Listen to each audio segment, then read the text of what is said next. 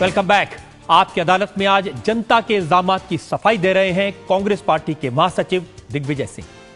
आपकी अदालत में अगला इल्जाम। आपकी अदालत में कांग्रेस नेता दिग्विजय सिंह पर आरोप है कि राजनीति में इनके दोहरे मापदंड हैं। आपने बताया कि अन्ना हजारे आपके सलाहकार थे, आप उनका बड़ा सम्मान करते हैं, अभी भी करते हैं? जी, निश्चित तौर पे करता हूं, लेकिन पैर भी छूता हूं उनके। वो तो कह रहे हैं कि दिग्विजय सिंह को पागल खाने में भेज देना चाहिए। तो अन्ना साहब हजारे से पूछ लीजिए कौन सा पागल खाना अच्छा है। उन्होंने पूना का सजेस्ट किया है। शायद उनका अनुभव होगा, मुझे अनुभव नहीं है। लेकिन ऐसा कुछ तो हुआ होगा कि आपने इतना आहत कर दिया होगा कि एक बूढ़ा आदमी जो ईमानदार आदमी है, आपका सलाहकार रहा, जिसकी समाज में बड़ी रिस्पेक्ट है, वो आपके बारे में ऐसी बात कहे। मुझे खुद आश्चर्य है कि उन्होंने ऐसी बात क्यों कही। और अब आपने चेतावनी दे दी है। किसने दी? मैंने नहीं। देखिए उसकी मैं बात उसका वीडियो क्लिप आपको दिखा सकता हूं। हाँ, दिखा दीजिए। हाँ? दिखा दीजिए। फिर से यदि मान लो अनशन शुरू किया उन्होंने, तो फिर क्या रणनीति रखेगी? अब रेमेडी क्या रहती है, जैसा होता है वैसा और हो जाएगा। अब देखिए अब मैंने देखिए, बस सुन लीजिए।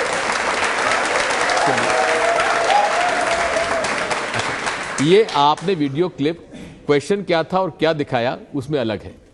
मैंने ये कहा था कि प्रशासन और सरकार में अंतर होता है। जब उनके साथ क्या होगा, मैंने कहा जो प्रशासन करता है उसको करेगा। इसका मतलब मार पड़ेगी। किसने किया? मैं फिर आपसे कहता हूं कि आप लोग इसको एक चीज पकड़कर उसको गलत उसमें दायरे में रखते हैं। मैं हमेशा इस बात को कहता हूं, प्रशासन और शासन में अंतर जनता को समझना चाहिए। और रजत जी, आप तो समझते ही हैं। आपकी राय क्या है? क्या अन्ना हजारे को जंतर मंतर पर 16 अगस्त से धरने पर बैठना चाहिए, भूख हड़ताल करनी चाहिए? मैं फिर उनसे हाथ जोड़ के प्रार्थना करता हूं कि ये मसले को उन्हें पार्लियामेंट पे छोड़ देना चाहिए, संसद पे छोड़ देना चाहिए और संसद सदस्यों के विवेक पर छोड़ देना चाहिए। अब उन्होंने अपनी बात कह ली, अब अगर उनको मूवमेंट चलाना है तो अनशन करने के बजाय मूवमेंट चलाएं। डरती क्यों इतना सरकार उनसे? कौन डरती है? बात वही है, डर। जब वो पहले धरने पर बैठे थे तो जो कुछ कहा वो मान लिया। बात यह है, हमने कहा कि चलिए आप ड्राफ्टिंग कमेटी का ड्राफ्ट देना चाहते हैं, हमारे साथ बनाना चाहते हैं, बनाने के लिए तैयार है। अब ड्राफ्टिंग कमेटी की बैठकें होंगी। देखिए, अब कपिल सिब्बल ने कल ये कहा कि हम अन्ना हजारे से बात कर रहे थे, टहला रहे थे उन्हें, चलो थोड़े दिन घूम लो। टहला रहे थे, इस तरह का शब्द उन्होंने टहला रहे शब्द इस्तेमाल नहीं के लिए उन्होंने कहा कि हम अन्ना हजारे उनके साथियों से बात कर रहे थे क्योंकि हम उदार हैं, चलिए सबसे बात कर लिया, लेकिन कानून तो पार्लियामेंट में ही बनेगा। तो इसमें क्या गलत कहा है?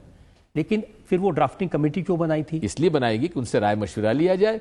राय मशवरा लेके अगर सहमति होती है तो करना चाहिए, और अधिकांश मुद्दों पे सहमति हो गई थी। लेकिन ये सच नहीं है कि एक समय अन्ना हजारे और उनके लोगों से बड़े गंभीरता से बात हो रही थी, एक समय रामदेव उनके साथियों से बड़े गंभीरता से बात हो रही थी, और बाद में सरकार को लगा कि अब इन दोनों को चलता किया जा सकता है। बात यह है, पूरी गंभीरता से शासन ने अन्ना साहब हजारे और बाबा रामदेव से समस्या पर चर्चा की, निदान जो उस समस्या को निदान करने के जितने भी कदम उठाए गए थे उसकी उनको जानकारी दी, और बहुत कुछ उसमें सहमति भी बनी। अब यह तो संभव नहीं है कि 5 लोग तय कर लें कि 100 करोड़ जनता यह चाहती है, यह तो उनसे नहीं माना जा सकता। इसलिए उनकी विचार सुन लिए, सुनने के बाद कैबिनेट के सामने मसला जाएगा, कैबिनेट लोकसभा में पेश करेगी, लोकसभा स्टैंडिंग कमेटी को देगी, स्टैंडिंग कमेटी उस ड्राफ्ट को, उस बिल के मसौदे को जनता के पास फिर से ले जाएगी, और जनता उसमें कोई भी व्यक्ति, कोई भी इंस्टीट्यूशन, बाबा रामदेव या अन्ना साहब हजारे, अपनी बात स्टैंडिंग कमेटी के सामने जा सकते हैं।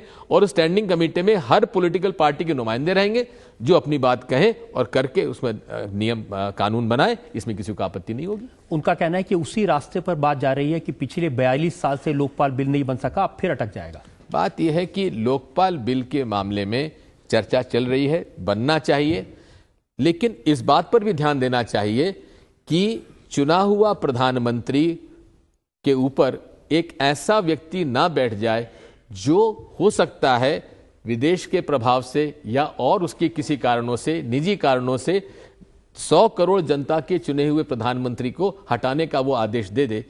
तो डिफेंस मैकेनिज्म भी उसमें रखना चाहिए ताकि इस प्रकार की परिस्थिति सामने ना आए। सर मैं पूछना चाहता हूँ, आपने एक बयान में कहा था कि जिसमें सुषमा स्वराज जी एक देशभक्ति गाने पे डांस कर रही थी, उसमें आपने कहा कि ये नचनिया है। नहीं, मैंने नचनिया नहीं कहा था। मैं सुषमा स्वराज जी को आज भी बहुत सम्मान की नज़र से देखता हूँ, सम्मान उनका करता हूँ। महात्मा गांधी की समाधि पर आप भी जाते हैं, हम भी जाते हैं, वहाँ उनके प्रति श्रद्धा सुमन अर्पित करते हैं, बैठते हैं, भजन भी होता है, लेकिन वहाँ नाचने का कोई आज तक मैंने उदाहरण पहले नहीं देखा। ये क्या वजह है कि जिसका आप सम्मान करते हैं, अन्ना हजारे हो, सुषमा स्वराज का आपने नाम लिया, उन सबको आपसे तकलीफ रहती है? ये इसका जवाब तो वो देंगे, मैं थोड़ी दूंगा। एक ब्रेक के रुकेंगे और ब्रेक के बाद आपकी अदालत में दिग्विजय सिंह पर जनता के मुकदमे का एक और फैसला। आपने पूरी पार्टी को परेशान कर दिया ये कह करके कि अब हमलों की एक्सपायरी डेट आ गई है।